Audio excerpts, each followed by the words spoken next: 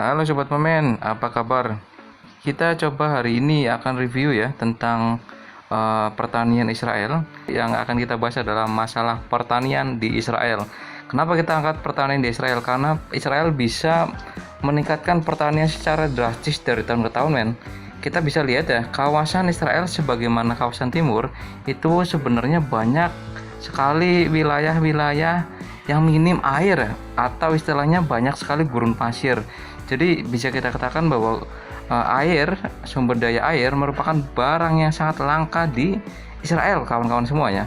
Jadi otomatis akan sangat menyulitkan warga negara Israel untuk bisa memenuhi kebutuhan sehari-hari. Nah, di sini kita akan bahas bagaimana negara Israel ini yang notabene adalah awalnya negara kecil, ya bangsa kecil, kok bisa sih bisa memenuhi kebutuhannya sekarang ya.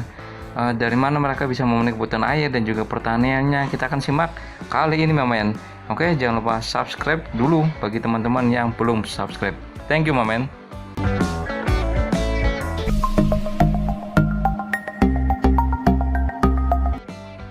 Oke, kita lanjut lagi, Mamen. Jadi sebagai gambaran umum ya, luas wilayah Israel itu diklaim oleh pemerintahan saat ini sekitar 20.000 km persegi sekian. Nah, jadi secara alami Israel hanya mempunyai sumber air bersih yang mampu menghasilkan 1,7 miliar meter kubik per tahun.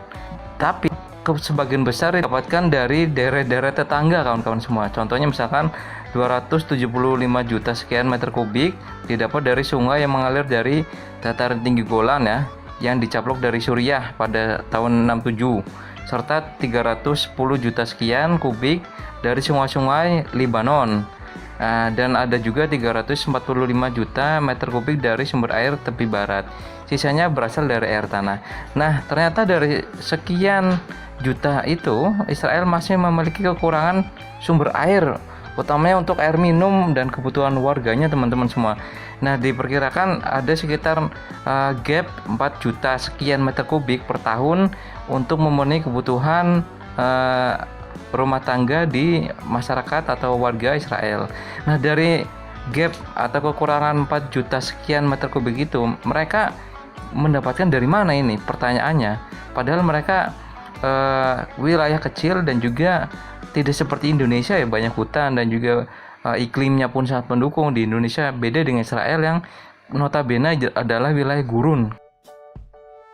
Nah, mereka menggunakan beberapa teknologi yang akan kita share sekarang ya. Contohnya pertama adalah menampung air hujan ya. Menampung air hujan di sini, teman-teman, artinya memang air hujan itu tidak seperti di Indonesia ya. Kebanyakan kita adalah ketika ada hujan malah kita kecipakan ya, atau kita malah hujan-hujanan ibaratnya. Tapi kalau di sana ketika air hujan mereka malah sudah bersiap-siap untuk segera menampung sebanyak-banyaknya lah air hujan yang ada dan yang jatuh ke rumah-rumah masing-masing, dan mereka menggunakan teknologi seperti ini, kawan-kawan semua ya.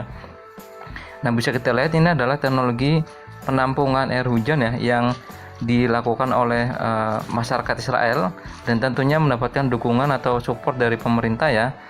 Nah, persoalannya sekitar 80% sumber air Israel berada di utara, kawan-kawan semua.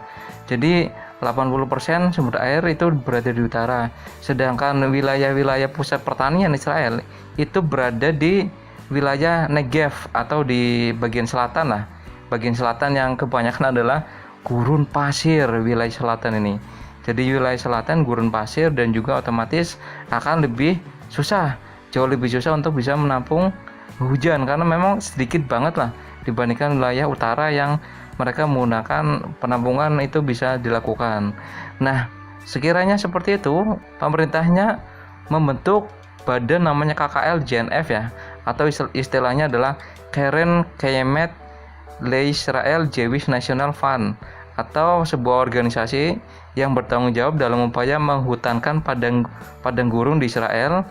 Dan lembaga ini juga membangun bendungan, jalan yang melewati hutan, serta melakukan studi-studi yang berorientasi pada pertanian dan permakultur.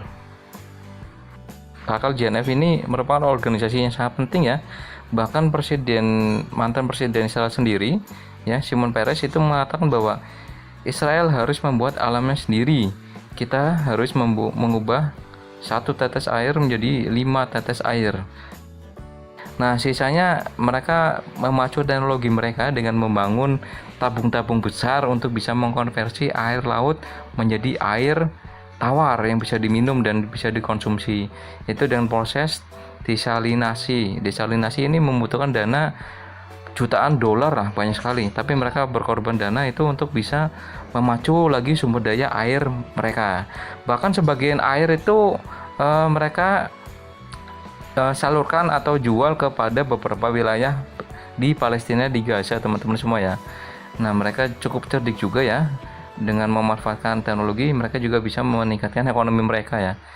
Nah, fenomena perubahan iklim juga memacu mereka untuk bisa terus mengembangkan teknologi-teknologi untuk bisa meningkatkan kapasitas air mereka, kawan-kawan semuanya.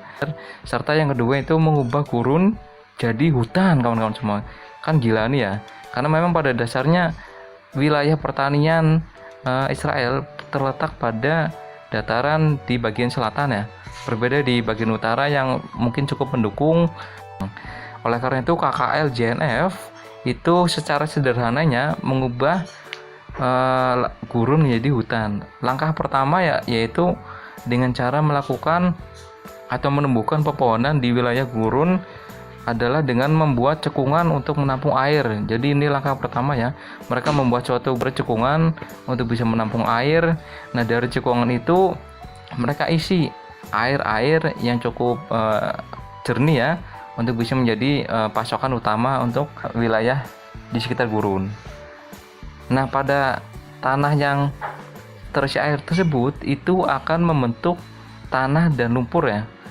Ya, jadi awalnya itu pasir-pasir, dengan adanya air otomatis akan menjadikan pasir itu menjadi terbentuk tanah dan juga lumpur.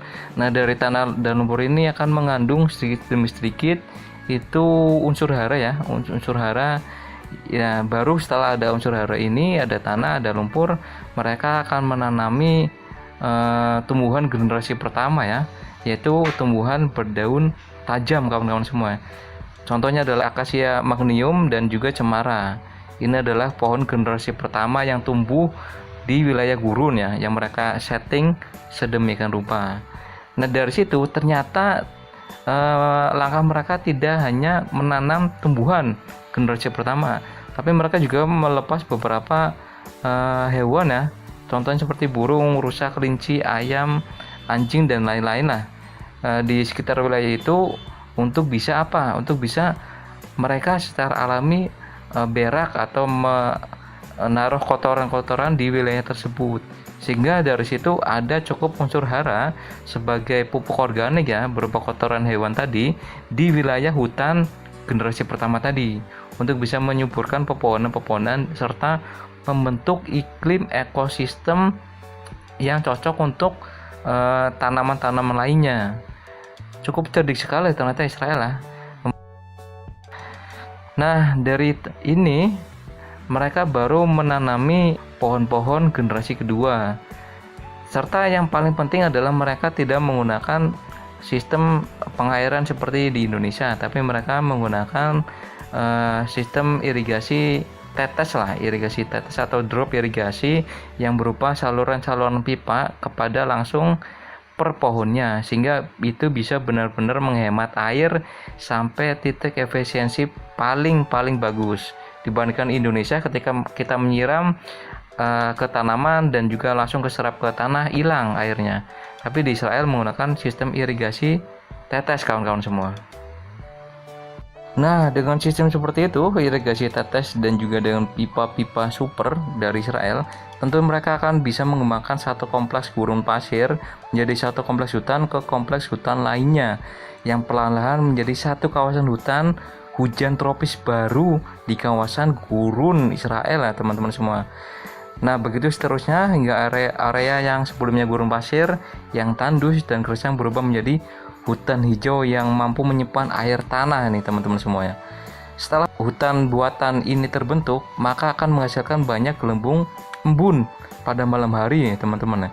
Kondisi ini sudah mencapai kriteria hutan hujan tropis ya, sehingga lebih memungkinkan untuk terbentuknya awan dan terjadinya hutan sekalipun pada musim panas.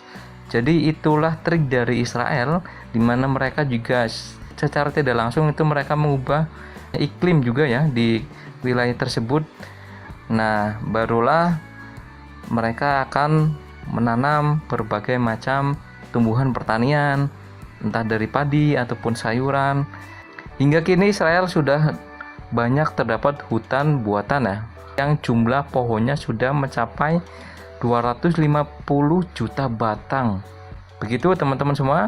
Jadi dengan hutan hujan ini mereka dapat menghasilkan 100.000 meter kubik udara per tahun ya, itu udaranya, dan juga bisa menurunkan suhu panas hingga 4 derajat Celcius, sehingga bisa meningkatkan ekosistem hewan ataupun tanaman di sekitar wilayah hutan. Oke, salam amen. Thank you.